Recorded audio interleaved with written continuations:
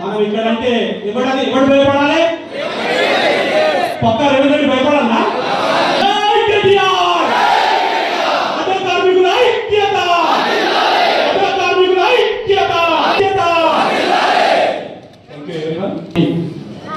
గత 10 సంవత్సరాలు అధికారంలో ఉన్నప్పుడు ఆటో కార్మికుల యొక్క జీవితం ఏ విధంగా ఉన్నాయంటే 3 పువ్వులు 6 కాయలుగా వాళ్ళ జీవితం కొనసాగింది.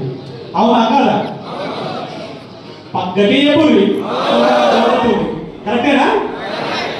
అసొంటి సందర్భం నుంచి అంటే మన ఉద్యమ సారథి తెలంగాణ తొలి ముఖ్యమంత్రి గౌరవనీయులు పెద్దలు మన ఆటో కార్మికుల జీవితాల గురించి పూర్తిగా అవగాహన ఉండి మేనిఫెస్టోలో లేకుండా ఎవరు అడగకుండా ఆటో కార్మికుల ట్యాక్సీని పూర్తిగా ఎత్తివేశారు. అవునా కాదా?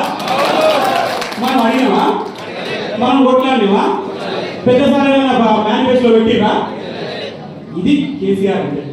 ఈ దొంగలే కాదు, దొంగ హామీలు ఇచ్చి మోసపూరితమైన హామీలు ఇచ్చి మేనిఫెస్టో పెట్టి నెలకు 1000 రూపాయలు ఇస్తానని చెప్పి ఎగ్గొట్టే క్యారెక్టర్ కాదు కేసీఆర్ గారు. అవునా కాదా? ఈ దొంగ నాయకులు ఎక్కడ ఉంటారా? ఈ మోసపూరితమైన నాయకులు ఎక్కడ ఉన్నాయా? అది కేసీఆర్. ఎందుకంటే మన కష్టాలు తెలుసు, మన సమస్యలు తెలుసు, ఒక పేదవాడు పడుతున్నటువంటి బాధలు తెలుసు. మన బాధలను గుర్తించి చేసి మనకు ట్యాక్సీని పూర్తి స్థాయిలో ఎత్తివేసినటువంటి ఘనత కేసీఆర్ గారు. అదేవిధంగా రోడ్డు ఎలా లేస్తే మనం రోడ్డు మీద ఉంటాం, కష్టాలు పడతా ఉంటాం. మన తప్పిదాన ఒకరినో ఇద్దరినో 4 సీటర్లో 7 సీటర్లో ఉంటే ఇద్దరినో ముగ్గురునో ఎక్కించుకొని పోతున్నాం. దానికి పోలీసు అన్న అడ్డం వచ్చి ఆపే, అటు ఆర్టీఐ అన్న అడ్డం వచ్చి ఆపే. అట్లాంటి సమస్యలు కూడా లేకుండా మనం పడ్డాం అప్పుడు కష్టాలు. మీరందరూ కూడా నాతో చాలా సందర్భాల్లో గుర్తు చేసి అక్కడికి వచ్చినప్పుడు, అన్నా గత 9 సంవత్సరాల ఏ రోజు కూడా మమ్మల్ని ఒక పోలీస్ అన్న కానీ ఒక ఆర్టీఐ గారు కానీ ఎప్పుడు కూడా మమ్మల్ని ఆపలేదు, మమ్మల్ని ఇబ్బంది పెట్టలేదు. ఇప్పుడు ప్రతి ఒక్క పోలీస్ అన్న మమ్మల్ని ఆపుతున్నాడు, మమ్మల్ని ఇబ్బంది పెడుతున్నాడు. ప్రతి ఒక్క ఆర్టీఐ గారు మాకు ఇబ్బంది పెడతా ఉన్నారు. మా నంబర్లకు ఫోటోలు తీసి మాకు చాలా పంపుతున్నారు. మాకు తీవ్రమైన ఇబ్బందులు అవుతుంది అని అంటే మనమందరం ఉన్న మన జిల్లాలో ఉన్నటువంటి అడ్డ అధ్యక్షులు అందరం కలిసి పోయి గౌరవ ఎస్పీ గారికి డిఎస్పీ గారికి రిక్వెస్ట్ చేస్తే మమ్మల్ని కొద్దిగా కాపాడు, ఇప్పటికీ మేము భక్తులు రోడ్ల మీద పడ్డాయి. గతం లోపల నెలకు 1000 నుంచి 1500 సంపాదించుకునే ఒక ఆటో కార్మికుడు ఇప్పుడు 500 రూపాయలు కూడా వస్తలేవు. దయచేసి మేము 10 రూపాయల కోసం పోరాటం చేస్తా ఉన్నాం, మమ్మల్ని కాపాడు అని చెప్పి వాళ్ళని రిక్వెస్ట్ చేస్తే సరే అన్నారు. అవునా కాదా? అంటే అటువంటి దుస్థితి మనకి ఇప్పుడు దాపురించింది. మన రాష్ట్రంలో ఇప్పుడు కాంగ్రెస్ పార్టీ వచ్చిన తర్వాత ఎట్లున్నదయ్యా అంటే ఈ సిగ్గు శరం లేనటువంటి కాంగ్రెస్ పార్టీ 162 మంది ఆటో కార్మికులు రాష్ట్రంలో ఆత్మహత్య చేసుకున్న చీమకు అంటే చీమ కుట్టినట్టు కూడా లేదు. సవట దద్దమైనటువంటి ఈ రేవంత్ రెడ్డి ఇప్పటి వరకలో కూడా మీ గురించి పట్టించుకోలేదు. మనం అడగకపోయినా కానీ మన అన్న తారక రామారావు గారు మన జిల్లాలో ఉన్నటువంటి 5000 మంది ఆటో కార్మికులకు ప్రతి ఒక్క ఆటో కార్మికుడికి 5 లక్షల రూపాయల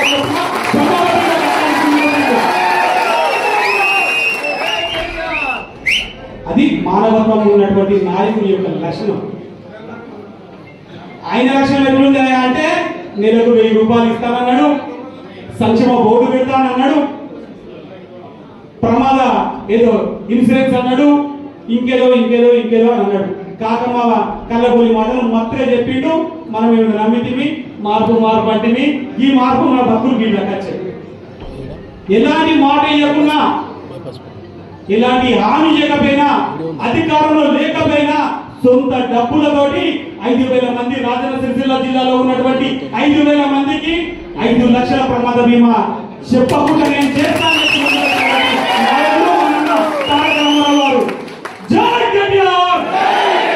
చెప్తామా గట్టిగా?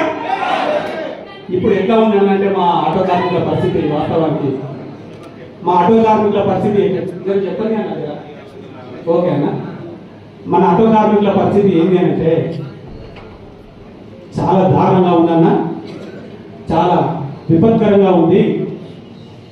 ఈ విపత్కరమైనటువంటి పరిస్థితిని చూసి, ఎందుకంటే చాలా మంది మేము మొన్న పోయినప్పుడు అన్న ఇల్లంతా పుట్ట లోపల మేము ఆటో కార్మికులతో మాట్లాడడానికి పోతుంటే అతని ఆటోను ఫైనాన్స్ వాడు గుంజుకపోతే చిన్న బస్ స్టాండ్ లోపల టేబుల్ మీద చిన్న పొయ్యి పెట్టుకొని టీ అమ్ముకుంటుడు.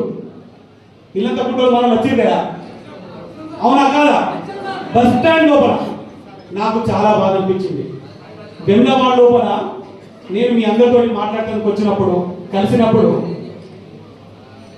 ఆటో కార్మికుడు ఆటో నడవక ఆటో గుంజుకుపోతే కూరగాయలు అమ్ముకుంటున్నాను నేను అని చెప్పి కళ్ళకు నీళ్ళు తీసుకున్నాడు.